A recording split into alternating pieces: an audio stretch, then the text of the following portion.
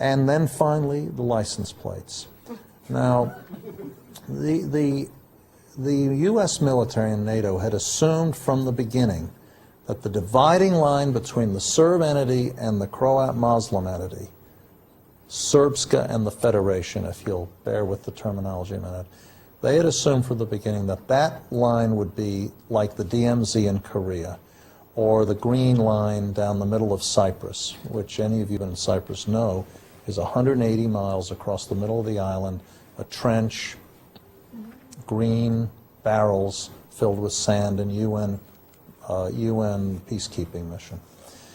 And the U.S. military thought all of our troops would be deployed to protect that line like they are in Korea. And I said, absolutely not. It's going to be the same as the dividing line between New York and Connecticut. And people are going to just drive right across it, and the commerce will knit together. And no one else believed this. In the Pentagon, not at all. In Europe, not at all. But that is the case today. And there are no troops on the boundary line between Srpska and the Federation. They're all in other places.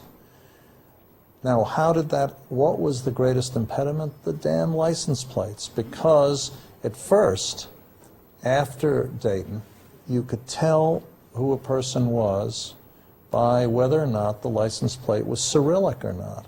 If it was Cyrillic, they were Serb. If it was our alphabet, they were Croat or Muslim.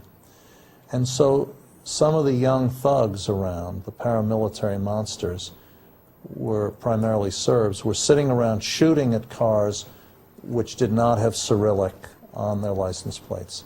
So what did we do? We looked at the two alphabets, picked out the 8 or 9 letters which are common to both, and made those the only letters on license plates, and the shooting stopped.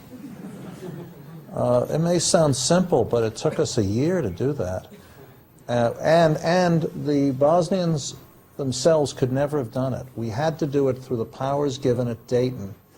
And this is critical. At Dayton, we assigned to the High Representative, not a United Nations official, but an official who derived his powers from the Dayton Peace Agreement as signed by the 3 presidents, and even signed by Karadzic and Mladic in absentia, because we told Milosevic we would never let him we would never let him go until he forced these guys to sign it.